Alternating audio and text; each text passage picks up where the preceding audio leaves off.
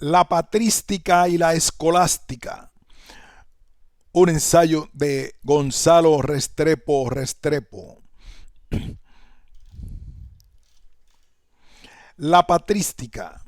Hacemos alusión a ella en cuanto que se encuentra en todo el proceso del pensamiento occidental y en cuanto que de alguna manera es un eslabón para el desarrollo de la Edad Media y concretamente de la escolástica. Es la época de los padres de la Iglesia, con una doble dirección dogmática, exposición de la doctrina cristiana. Es la fundamentación doctrinal del cristianismo. Apologética, justificación de la doctrina cristiana y defensa contra las herejías trinitarias y cristológicas de parte de los paganos y los herejes que pretendían socavar los cimientos doctrinales. El gnosticismo es la primera herejía en el cristianismo y constituye el primer ensayo de una filosofía cristiana. Entre sus representantes podemos mencionar a Basílides, Valentino, Marción y otros. Sus principios fundamentales han sido tomados del maniqueísmo, fundado en el siglo III por el persa Manes. Entre los apologistas tenemos a los griegos y a los latinos, griegos tales como Justino, Ireneo de León, Clemente de Alejandría, latinos tales como Tertuliano y San Agustín. De todas formas, se empieza a distinguir de una forma muy radical dos grandes escuelas con pensamientos y métodos de estudios muy diferentes. Ellas son la escuela de Alejandría, la cual hace énfasis en los estudios desde el punto de vista de la razón; la escuela de Antioquía, la cual enfatiza la acción de la revelación con su debida diferencia y separación de la razón, cada una de las cuales con características muy importantes y definidas dentro de la búsqueda y la investigación en favor de la razón y sus relaciones con la doctrina cristiana o en contra de estas relaciones. San Agustín es el primero que sabe hacer un equilibrio entre la razón y la fe, la filosofía y la teología, lo humano y lo cristiano, el saber y el crecer, pues él encuentra justo y necesario las relaciones entre los dos campos de investigación. Este equilibrio lo expresa Agustín en su famosa sentencia Fides Quaerens Intellectum, la fe que busca emprenderse, es decir, es el esfuerzo de buscar las razones de credibilidad, o sea, la iluminación de la fe por medio de la razón. En este sentido podemos decir que con Agustín se empieza la Edad Media, donde uno de los problemas centrales son las relaciones entre filosofía y teología. Podríamos afirmar que en la patrística nos brinda algunos elementos valiosos de teología del conocimiento, en cuanto que de alguna manera plantea de una manera esbozada la preocupación por la relación entre las diferentes disciplinas, problema que viene tomando auge cada vez con mayor fuerza y que hoy en día se plantea como el problema de la interdisciplinariedad. La escolástica. La palabra misma nos indica el sentido de la escolástica. Ecuetamente significa formación de escuelas. Nos referimos a la época en la cual el gran emperador Carlos Magno pretende hacer de toda Europa un gran imperio en todos los sentidos.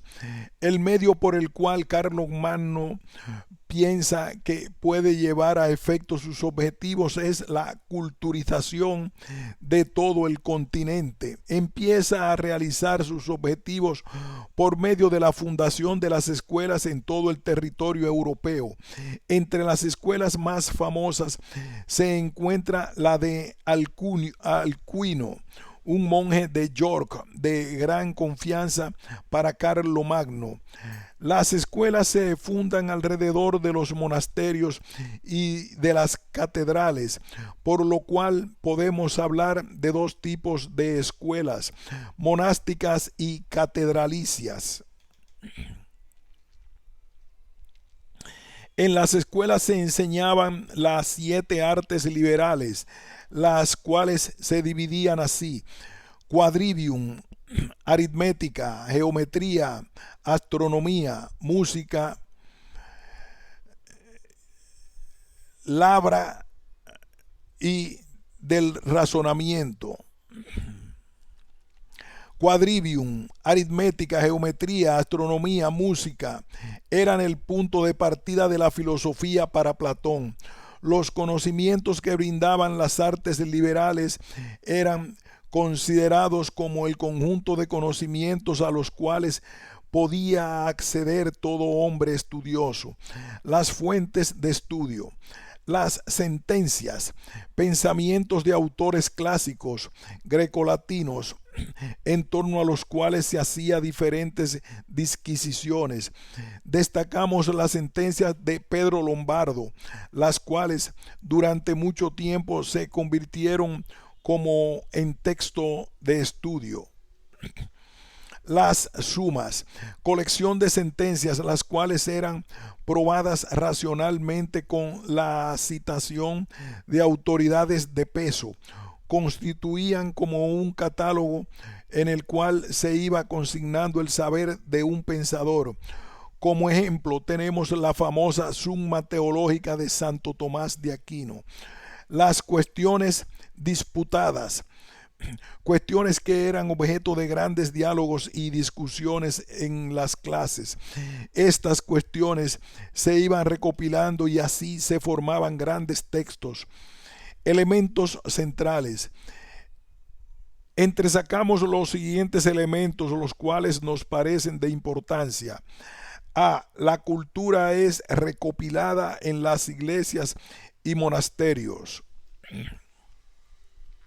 B. El interés cultural fue el conservar los restos de la civilización antigua, cultura grecolatina. C. No se trata de una labor de creación, sino de compilación.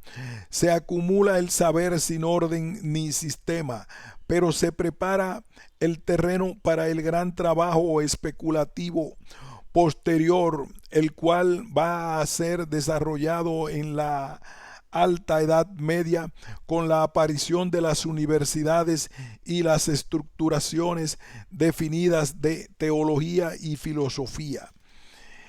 En este sentido podemos decir que en esta época no encontramos casi nada original. Los medios son las escuelas, donde se desarrolla todo el renacimiento carolingio.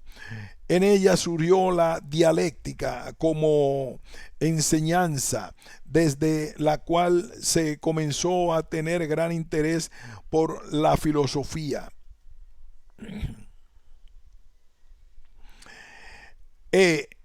La patrística había formulado los dogmas, se había elaborado la doctrina cristiana. La escolástica de alguna manera continúa con esto. organizando en sistemas las fórmulas dogmáticas y armonizándolas con el resto del saber, de tal forma que se plantea seriamente el problema de las relaciones entre el saber y el crecer. Se pregunta hasta qué punto el entendimiento puede llegar a profundizar los dogmas y hasta dónde el dogma puede ser utilizado como un principio regulador de la razón para evitar que ella se desborde y se vuelva en contra de la fe. El planteamiento estricto y radical de esta problemática se va a dar en el seno de las universidades, siglo XIII, con la aparición de la famosa controversia entre los dialécticos y los antidialécticos, la cual manifiesta dos líneas de pensamiento muy diferentes y controvertidas. Alta Edad Media. Nos referimos a esta etapa desde la creación de las universidades, siglo XI, a partir de las cuales se empieza una labor de investigación mucho más seria y con grandes aportes en todo el proceso del pensamiento occidental.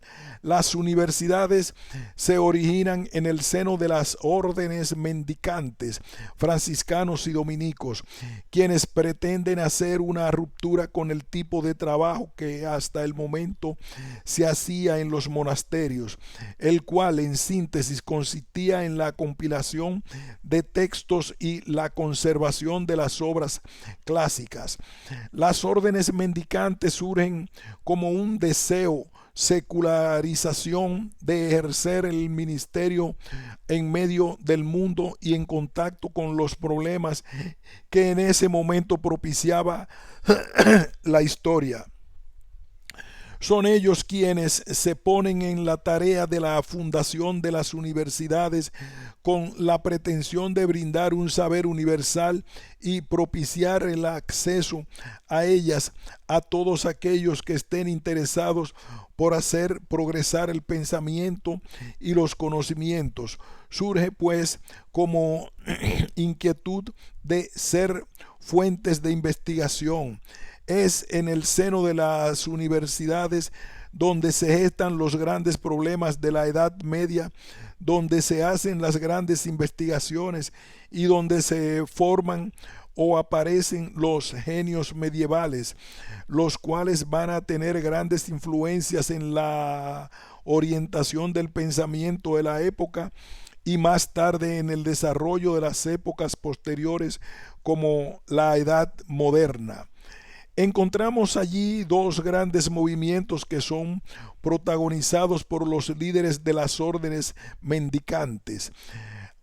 Platónico-agustiniano, línea franciscana, cuyos líderes son San Buenaventura y Bernardo de Claraval. Aristotélico-tomista, línea dominica, cuyos líderes son Tomás de Aquino y Alberto Magno, dos grandes figuras de la Edad Media. Cada una de estas líneas nos presenta una determinada manera de pensar y una determinada visión del conocimiento, la cual esbozaremos a continuación. En la línea platónico-agustiniana encontramos los siguientes elementos. A. Carácter del conocimiento. No se tiene en cuenta la capacidad creativa y activa del intelecto activo aristotélico con relación a la certeza del conocimiento. B. La preocupación por el conocimiento de Dios es más el sentido significativo, lo que significa Dios para el hombre, que en una línea ontológica y metafísica, el ser de Dios en cuanto tal. Grados en el saber. El hombre va ascendiendo por una serie de grados que lo van conduciendo hasta el conocimiento. El hombre va ascendiendo por una serie de grados que lo van conduciendo hasta el conocimiento de Dios como el conocimiento más perfecto y la cumbre de todos los demás conocimientos. Se trata de un proceso de carácter vital donde no cuenta tanto el proceso de la abstracción aristotélica. Hasta el mismo conocimiento natural exige una cierta iluminación divina.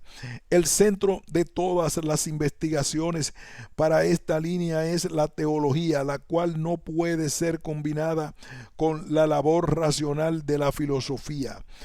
El saber está muy relacionado con el obrar, es decir, mientras más accesis,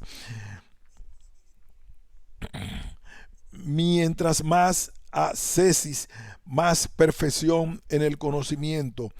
El conocimiento será más o menos perfecto según la acción del hombre, que se vaya acercando cada vez más a la iluminación divina. En este sentido, se le da más importancia a la orientación de la voluntad que al mismo intelecto, es decir, tiene más importancia la actividad ética que la misma actividad del tipo intelectual. Es una línea que en sus principios es completamente opuesta a la línea aristotélico-tomista, la cual veremos a continuación. En la línea aristotélico-tomista se admite la existencia de tres facultades cognoscitivas: razón, por medio de la cual el hombre descubre su sentido y da sentido a las cosas.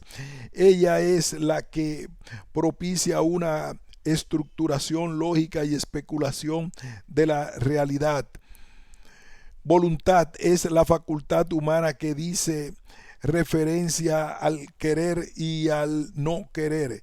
Ella se refiere a las elecciones que hace el hombre en la práctica, de acuerdo al obrar o no con relación a ciertas circunstancias, se adquiere determinado conocimiento. Intuición es la facultad por medio de la cual se tiene un conocimiento directo de las realidades. No es un conocimiento puramente racional ni puramente volitivo. Va más allá de lo racional y lo volitivo, propiciando un conocimiento muy propio y especial de las realidades. Con referencia a las relaciones entre filosofía y teología, entre razón y fe, esta línea propone y admite una verdadera relación que permite que cada una de las disciplinas conserve su campo propio en las investigaciones, pero que ambas tengan un campo común de interrelación. Encontramos los siguientes elementos. A. Carácter humano del conocimiento. Cualquier facultad cognoscitiva del hombre tiene una capacidad creadora del mismo hombre. Se reconoce todo el sentido del intelecto agente aristotélico y se habla de una sola verdad, pero que puede ser analizada desde diferentes puntos de vista. La filosofía no puede contradecir la verdad, que también es mirada desde el punto de vista teológico y viceversa. B. Se puede hablar de diferentes disciplinas, cada una de las cuales con su propio rigor investigativo y con sus propias reglas de las que propician llegar a la verdad. Fundamentalmente en referencia a las facultades cognoscitivas del hombre, nos referimos a tres investigaciones: filosofía, estructuración racional; ética, regulación y valoración de la voluntad; teología, estructuración de la fe. Y entre ellas se posibilita la interacción. C. El conocimiento requiere una metodología propia y estructurada, la cual mira más a la estructuración lógico-metafísica que al carácter significativo de las realidades. Se trata de hacer análisis más de tipo ontológico con referencia a lo que son las realidades. D. El saber no está supeditado a la unión mística del hombre con Dios. Los grados del saber no están dados por estas circunstancias, más bien están dados por la capacidad cognitiva del hombre, por su estructuración mental y su carácter investigativo. Saber no es igual a obrar, bien como se podría decir de alguna manera en la línea platónica. Saber dentro de esta línea significa pensar o repensar. La certeza no está delimitada para determinada actividad cognitiva del hombre. Ella se encuentra en cualquier facultad cognitiva con tal que se dé una rigidez en la investigación y en todo el proceso, de tal forma que filosofía propicia certeza racional, teología propicia certeza de fe, ética propicia certeza de valores, y todas corresponden a una misma verdad mirada desde diferentes puntos de vista. Es así entonces como estas dos líneas de pensamiento son definitivas dentro del pensamiento medieval, y es a partir de ellas como se va haciendo el trabajo filosófico y teológico de este momento, el cual ha tenido grandes repercusiones posteriores. Problemáticas medievales. Dentro del contexto intelectual propiciado por la Edad Media surgen tres tipos de problemas, los cuales de alguna manera tienen que ver con el planteamiento del conocimiento. Ellos son el problema de los universales, las relaciones entre filosofía y teología, y la teodicea o justificación racional de la existencia de Dios. Hacemos un pequeño resumen de cada uno de los problemas, lo cual nos detectará hasta qué punto se van haciendo aportes a una teoría del conocimiento, la cual siempre tiene que buscar sus orígenes y hacer sus debidas proyecciones. Los universales. Planteamiento del problema. El problema lo encontramos planteado en Porfirio, en su célebre Isagode, Introducción a las categorías de Aristóteles, y lo plantea así: si los géneros y las especies son realidades subsistentes en sí mismas y simples concepciones del espíritu. En otros términos, la pregunta se refiere a si los universales tienen una existencia objetiva o son simples creaciones del espíritu. Y continúa Porfirio, terminando de plantear el problema así: si existen, si son corpóreos o incorpóreos, si están implicados o separados de lo insensible. La problemática de los universales se sitúa dentro de un contexto especial que se pregunta por el principio de individuación inscrito en las realidades. ¿Cuál es el principio por el cual tal individuo o es tal y no otro? ¿De dónde depende su individualidad? Por otra parte, se encuentra la preocupación seria por la objetividad de la realidad.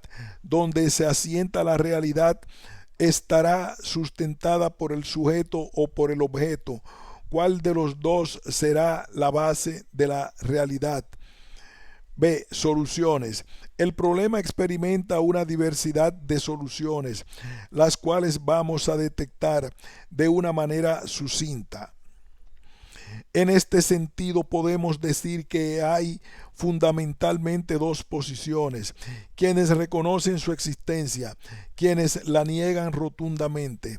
En base a estas dos posiciones podemos presentar el siguiente cuadro: existen corpóreos, realismo exagerado, Duns Scoto; incorpóreos, ultrarrealismo, Platón, Guillermo de Champeaux.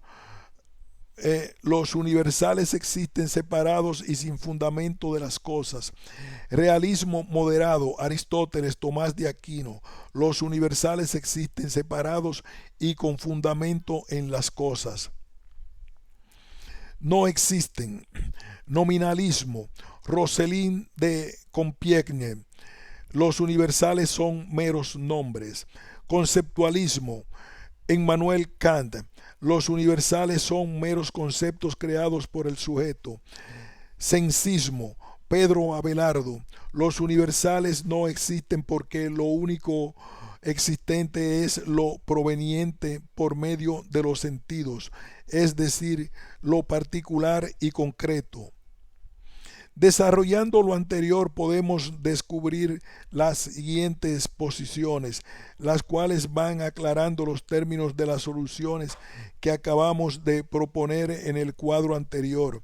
De todas formas, en el proceso del desarrollo de las soluciones vamos encontrando ciertas bases que van descubriendo la trascendencia del problema en torno a la búsqueda de la objetividad de la realidad.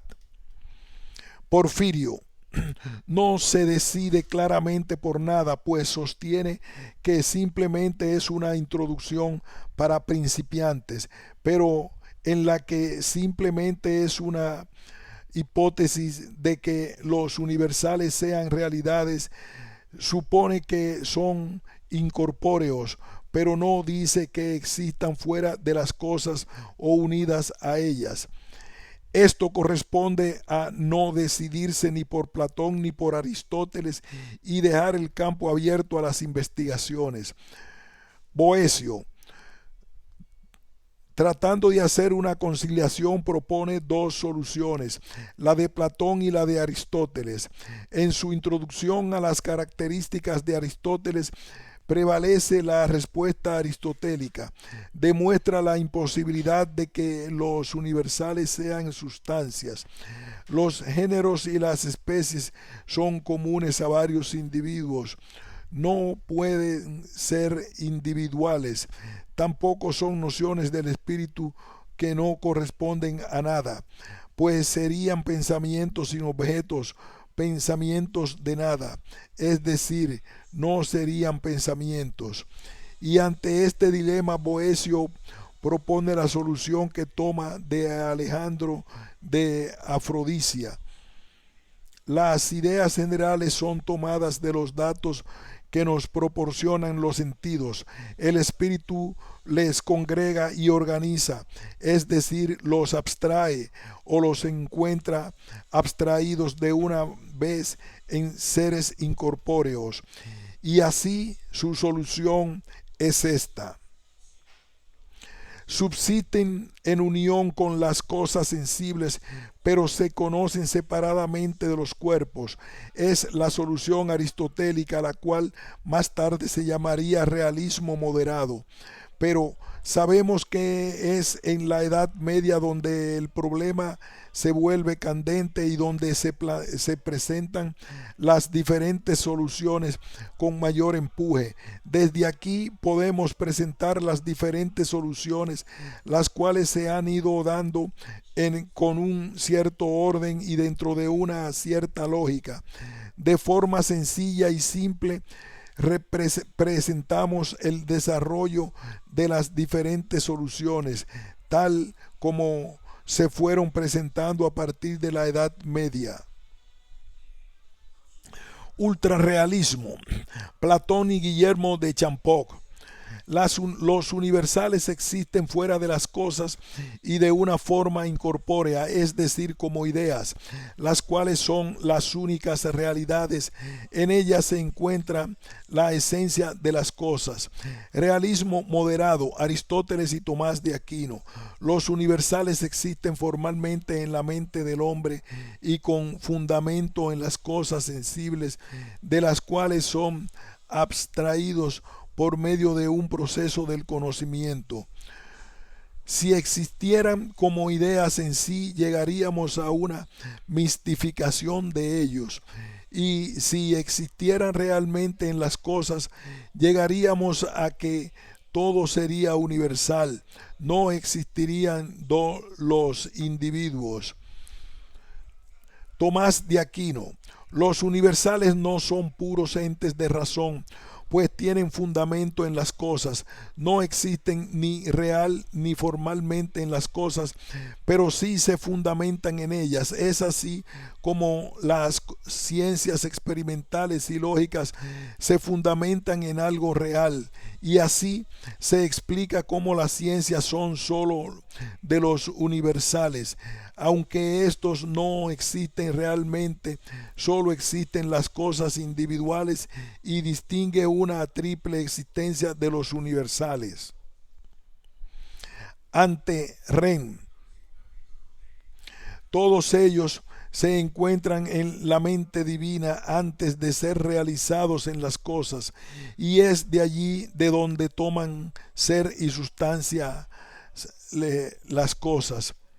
In re solo se dan en las realizaciones individuales, su fundamento está en lo concreto. Post ren, en su forma de universalidad, solo están en la mente del hombre. Tomás de Aquino tiene como base el proceso intelectual aristotélico, la abstracción, con la variante de que mientras en Aristóteles su finalidad y objetivo son más de tipo metafísico, análisis del ser con relación a los seres, en Tomás de Aquino no hay una finalidad más. En Tomás de Aquino hay una finalidad más de tipo teológico, análisis de Dios con relación al mundo. El proceso en Tomás de Aquino es el proceso de la analogía, por medio del cual a partir de un análisis de las criaturas se va llegando al análisis de Dios. Los atributos de Dios son consecuencia de un proceso analógico por medio del cual el hombre atribuye a Dios en grado sumo las características que descubre en las criaturas. Mundo, criaturas, géneros y dependencia, Dios, especie, entre ellos. Este es el sentido teológico de los universales en Tomás de Aquino, el cual condiciona el planteamiento de los problemas teológicos, tales como el de la creación y el de la existencia de Dios. Continúa con el concepto de verdad aristotélico. La verdad es la adecuación de la cosa en la mente de la realidad a las ideas. Frente a la verdad se puede tener una certeza absoluta o simplemente una opinión. La certeza se refiere a los logros universales objetivos y siempre válidos. La opinión la tenemos a nivel de lo particular y subjetivo. La ciencia funciona siempre en base a certeza, por lo tanto, en base a los descubrimientos universales y objetivos. La ciencia no resiste particularizaciones, ni mucho menos subjetivaciones. Minimalismo. Rosalind de Compiègne. Los universales no tienen una existencia real ni en las cosas ni fuera de ellas. Ellos son meros nombres vacíos de significado. Son meras palabras que aplicamos a muchos individuos por sus parecidos. Ahora bien, en toda palabra hay un sonido de voz. Los individuos a los cuales designa. No existe humanidad, lo que existen son hombres. No existe belleza, lo que existe son cosas bellas, de tal manera que los universales en cuanto tal no tienen existencia. Lo único que existen son las cosas individuales en las cuales se encuentran realizadas algunas características. Sensismo. Pedro Abelardo. Lo único real es lo individual. Los universales son meras uniones, representaciones que hacen los hombres por convención. Por eso, solo se da ciencia en los individuos. La ciencia de los universales solo la posee Dios. Su posición está en contra del ultrarrealismo de Guillermo de Champeaux, quien dice que solo existen los universales y que los individuos son meras afecciones, accidentes del universal. Abelardo dice que se va contra la experiencia, pues nosotros en la realidad lo que captamos son los individuos. Además, si solo existieran los universales, no podríamos distinguir a los individuos. Concluye diciendo, solo existen los individuos. Los universales o conceptos son meras opiniones, representaciones subjetivas que hacemos de la realidad, son mentales. Solo existe ciencia de los individuos, pues la ciencia de los universales solo es posible en la mente de Dios, quien conoce todo y todo le es presente.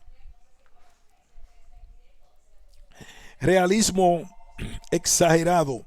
Duns Scoto. Los universales tienen una existencia real y existen solo en la mente. Realismo exagerado. Duns Scoto. Los universales tienen una existencia real y existen no solo en la mente, sino también en las cosas concretas, de las cuales tomamos para conceptualizarlos. Ellos tienen una existencia real, objetiva y material y deben ser encontrados por la mente y no puesto por ella. Scoto es quien plantea de una manera más seria y detallada el problema de la individualización de las sustancias. Relaciones entre filosofía y teología. El origen del problema lo encontramos con el surgimiento de la filosofía árabe, a la o cual trae consigo una mezcla de categorías gnoseológicas árabes y griegas a partir de las traducciones aristotélicas de tipo neoplatónico. La inquietud de las relaciones entre filosofía y teología impregna todo el pensamiento del mundo occidental, lo cual nos permite decir lo siguiente: la patrística ha dejado elementos dogmáticos sobre la revelación, ha sido un volcarse de las categorías semitas en torno a la reflexión dogmática de los padres. La filosofía árabe y el neoplatonismo traen consigo todo el interés racional. Es un despertar de las categorías griegas racionales. De aquí surge toda la preocupación por la fe al lado de la razón como un elemento de tipo cognoscitivo.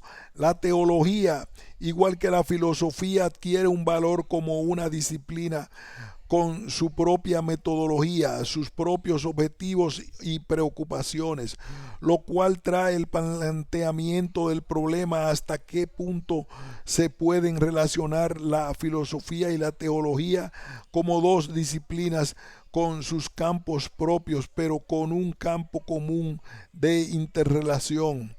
Problema que se gesta en el seno de las universidades París, Bolonia, Oxford, etc.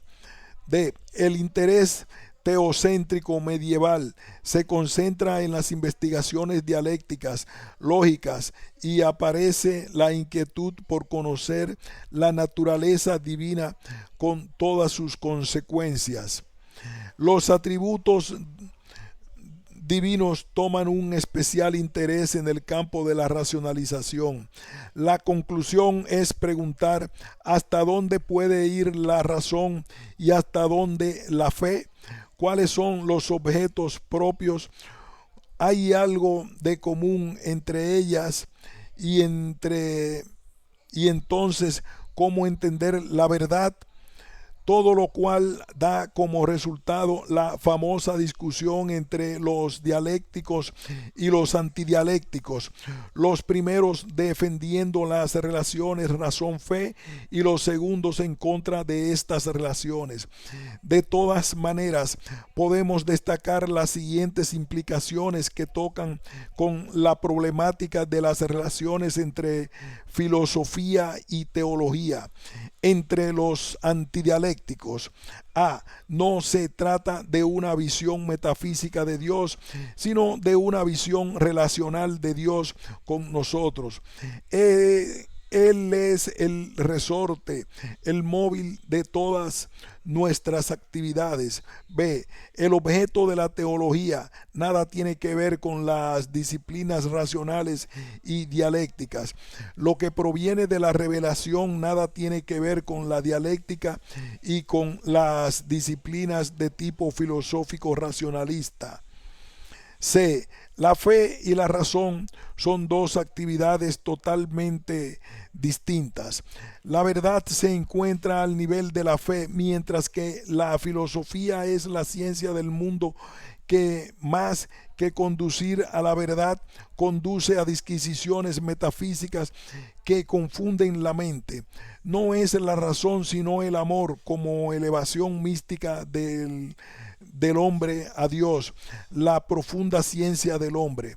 La fe ni exige ni permite demostraciones racionales, pues razonar el credo es quitarle todo el aspecto de entrega y convicción que permite la fe. La fe conduce a una adhesión profunda, mientras la razón conduce a convencer, y no se deben confundir los dos objetivos. Incluso el conocimiento natural exige cierta iluminación sobrenatural, todo lo cual fundamentado en la conciencia tan radicada que tienen de la relación creador-criatura. D. La naturaleza del hombre está inclinada al pecado, pero la salvación o condenación del hombre ya está dada y predestinada por Dios, y todo lo que Él quiere está bien. Todo corresponde al plan de Dios, y el obrar del hombre debe estar orientado a seguir ese plan salvífico de Dios. Se trata de una teología negativa, en la cual de Dios sabemos más lo que no es que lo que es, y cuya base fundamental es la naturaleza caída por el pecado del hombre. Consecuencias. La teología está estrictamente basada en la revelación. Se trata de un repensar la revelación, descubriendo en ella la iluminación divina y desligada de todo planteamiento racional. Esta revelación divina se encuentra concretamente en el magisterio de la Iglesia y en la tradición. B. Presupuestos teológicos. No hay teodicea. La fundamentación de la teología en la fe como un quehacer separado de la razón no permite una justificación racional de la existencia de Dios, la cual se acepta sin necesidad de demostraciones. Iluminación divina. Todo lo que contiene la revelación es iluminado por Dios. Metodología deductiva. La teología se hace a partir de unos principios fijos y determinados. Los dogmas son los principios fundamentales en la realización teológica. Es una posición completamente diferente a la que expondremos a continuación, la cual es sustentada por los dialécticos. Entre los dialécticos, tienen una visión metafísica de Dios. Se busca la naturaleza de Dios, su ser en cuanto tal. Se trata de una visión esencialista de la realidad, y en este sentido se dice que en Dios su esencia es su existencia. B. Admiten una estrecha relación de la teología con las disciplinas racionales y dialécticas. Se le da el sentido a la teología como una ciencia. No hay ningún problema en buscar razones de credibilidad. El dogma puede ser comprendido racionalmente, y aunque los misterios no puedan ser entendidos, de todas maneras la fe permite una clara correlación con la razón. No es que se niegue la iluminación divina, sino que se considera que la acción del hombre desde el punto de vista racional es fundamental en la elaboración de la teología. C. En, es, en el seno de esta corriente está vibrante la idea de que la verdad es una, pero puede ser mirada desde puntos de vista diferentes. Hay un verdadero campo abierto para el inicio y el desarrollo de la teodicea, puesto que los atributos divinos se ponen en crisis y entonces flaquea la claridad frente a la naturaleza de Dios, lo cual permite un trabajo racional de la fe. El hombre tiene su propio quehacer en el plan de la salvación. Por otra parte, aparece claramente la libertad humana frente a las diferentes perspectivas de opción que le presenta la historia. Es a partir de las realizaciones históricas y de la responsabilidad que tome el hombre frente a ellas como se puede ir gestando la salvación. No hay pues el sentido de la predeterminación frente a la vida y las realizaciones concretas de los hombres. La teología trabaja con el gran sentido de la analogía dado por Tomás de Aquino en busca de la fundamentación de los atributos divinos. A partir de lo conocido se llega a lo desconocido. Es así como se presenta planteada la polémica entre teología y la filosofía, con referencia a sus relaciones y a la propia especialización de cada una, todo lo cual nos hace pensar en el problema contemporáneo de la interdisciplinariedad planteado a nivel de las diferentes ciencias. La teodicea o justificación racional de la existencia de Dios se trata de la presentación de los argumentos racionales a favor de la existencia de Dios. Es una problemática que se justifica dada la crisis que se presenta a nivel de los atributos que caracterizan la naturaleza divina. Las pruebas de la existencia de Dios aparecen como caminos, como vías, orientaciones que conducen hasta la naturaleza misma del ser de Dios, pero en definitiva no pueden ser aducidas como pruebas que conducen a la fe. La fe es un don de Dios que está muy lejos de ser la conclusión de una racionalización muy perfecta de la existencia de Dios o de las relaciones entre Dios y los hombres. La fe no se consigue a partir de la razón. Ella es un don que puede ser racionalizado, pero siempre conserva su carácter sobrenatural. Por otra parte, a nadie se le puede obligar a creer, o lo que es más, convencer para que crea, pues la fe continúa siendo una opción libre y personal que permite las relaciones de la persona con Dios y el compromiso con los demás hombres y con la historia. La fe no es cuestión de filosofías y de cualquier filosofía. Ella es cuestión de personas que de una manera consciente, adecuada y sobre todo madura, se abren a la trascendencia divina en la cual encuentran el sentido de su vida y de sus realizaciones personales, todo lo cual no está en contradicción con la iluminación racional que puede hacer de la fe cuando se pretende hacer teología. Dentro de este contexto presentamos a manera de ejemplo la enunciación de algunas pruebas de la existencia de Dios que encontramos en el desarrollo del pensamiento medieval, las cuales en el momento han experimentado una serie de críticas y desmontes muy acordes con las exigencias del momento.